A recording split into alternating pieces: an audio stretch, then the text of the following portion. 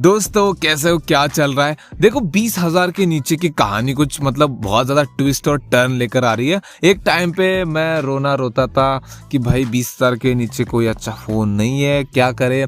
और अब ऐसी सिचुएशन आ रही है कि 20,000 के नीचे कुछ अच्छे फोन आ रहे हैं और कंफ्यूजन क्रिएट हो रहा है कि इसमें से कौन सा खरीदना चाहिए, कौन सा सबसे बेस्ट है। अब वैसा ही कुछ कंफ्यूजन दो फोन में क्रिएट हो चुका है। एक है टेक्नो कैमॉन 20 प्रो और दूसरा है इन्फिनिक्स GT 10 प्रो, जो कि रिसेंटली लॉन्च हुए, ज्यादा टाइम नहीं हुआ दोनों को लॉन्च हुए, और दोनों ही सच में काफी अच्छे फोन है। बस एक चीज को छोड़ के कि इन ब्रांड पे लोगों का ट्रस्ट इतनी जल्दी बनता नहीं जितना रियलमी रेडमी जैसे ब्रांड के ऊपर बनता है। लेकिन अब क्या कर सकते हैं भाई, उनकी तरफ से तो अच्छे फोन नहीं आ रहे। अब जो ब्रांड दे रहे उनके बारे में ही बात करनी पड़ेगी।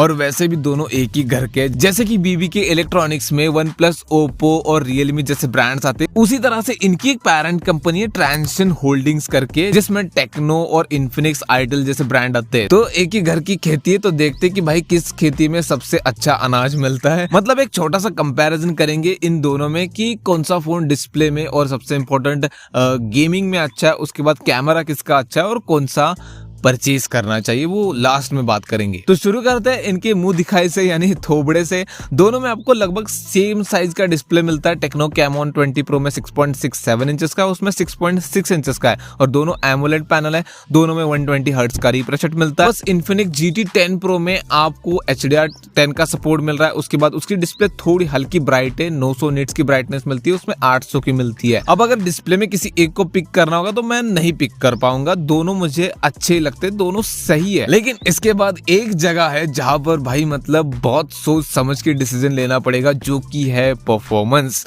इनका परफॉर्मेंस कैसा है। तो दोनों में सेम प्रोसेसर मिलता है, डायमेंसिटी 8050, लेकिन स्टोरेज टाइप में थोड़ा फर्क है। LPDDR4X रैम दोनों में मिलता है, लेकिन जो टेक्नो कैमॉन 20 प्रो है उसमें आपको UFS 2.1 के स्टोरेज का सपोर्ट मिलता है, जबकि इन्फिनिक्स GT 10 प्रो में आपको UFS 3.1 की स्टोरेज का सपोर्ट मिलता है, जो कि ज्यादा फास्ट है। और ये रियल लाइफ में आपको नोटिस भी होगा, आप ऐप लोडिंग वगैरह फास्ट नोटिस करोगे रियलमी GT 10 प्रो में। अब दोनों में प्रोसेसर तो सेम है, लेकिन गेमिंग किस में सबसे अच्छी होती है।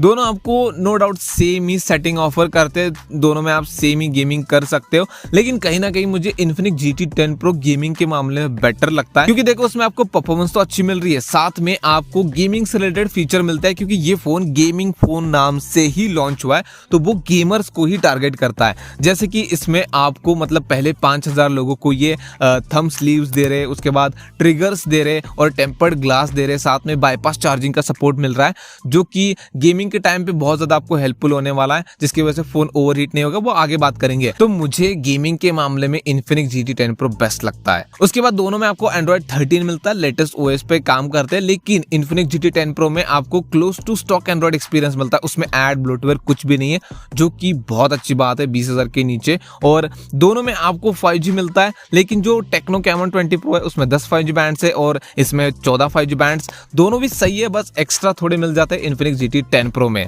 इसके बाद एक और कंपैरिजन है जहां पर बहुत ज्यादा बात होने वाली है और बहुत ज्यादा इंपॉर्टेंट कंपैरिजन है, जो कि है इन दोनों का कैमरा कंपैरिजन। अब दोनों फोन में आपको बैक साइड में 3 कैमरास मिलते हैं। टेक्नो कैमॉन 20 प्रो में 64 मेगापिक्सल का मेन है और इन्फिनिक्स GT 10 प्रो में 108 मेगापिक्सल का। बाकी दोनों फोन में 2-2 मेगापिक्सल की फालतू कैमरास मिलते हैं, जिनकी हम बात भी नहीं करेंगे, और 32 मेगापिक्सल का सेल्फी कैमरा दोनों में मिल रहा है। और दोनों फोन की बैक साइड से आप 4K 30fps में वीडियो शूट कर सकते हो, फ्रंट कैमरा से 2K 30fps में शूट कर सकते हो। जो टेक्नो कैमॉन 20 प्रो है ना, उसके पास एक एडवांटेज है कि आपको OIS मिल जाता है, इसमें नहीं मिलता। अब अगर आप ये सोच रहे हो कि भाई नहीं मिलता OIS तो ना मिले, इसमें 108 मेगापिक्सल का कैमरा बहुत तगड़ा होगा इन्फिनिक्स GT 10 प्रो का, तो ऐसा नहीं है।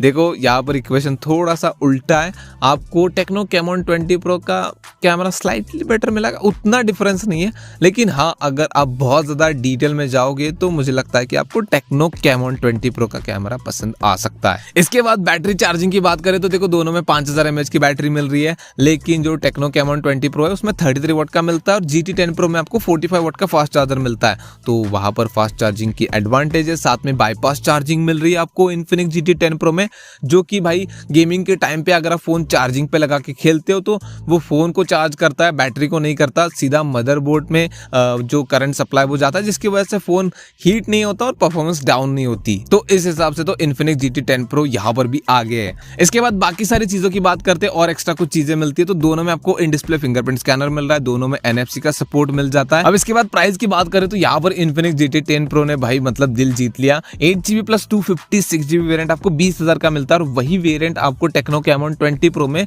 22,000 का मिलता है। बेस वेरिएंट आपको 8GB प्लस 128GB 20,000 का मिलता है उनका। तो ये हो गया इनका एक कंपैरिजन। अब सवाल आता है कि दोनों में से कौन सा बेस्ट है। तो देखो, अगर आप गेमर हो तो मैं तो कहूँगा Infinix GT 10 Pro आपके लिए बहुत ही सही रहने वाला है। आप ज़्यादा मत सोचो, उसको खरीद लो। लेकिन अगर आप गेमर नहीं हो, गेमिंग टाइम पास के लिए करते हो या फिर करते भी नहीं, तो अगर आप इन दोनों में से ही कोई परचेज करना चाहते हो तो आप टेक्नो कैमॉन 20 Pro के साथ जा सकते हो, नहीं तो दूसरे ऑप्शन भी है बहुत सारे। बाकी अगर वीडियो पसंद है तो वीडियो को लाइक कर देना, चैनल को सब्सक्राइब कर देना। मिलते हैं नेक्स्ट वाले वीडियो में।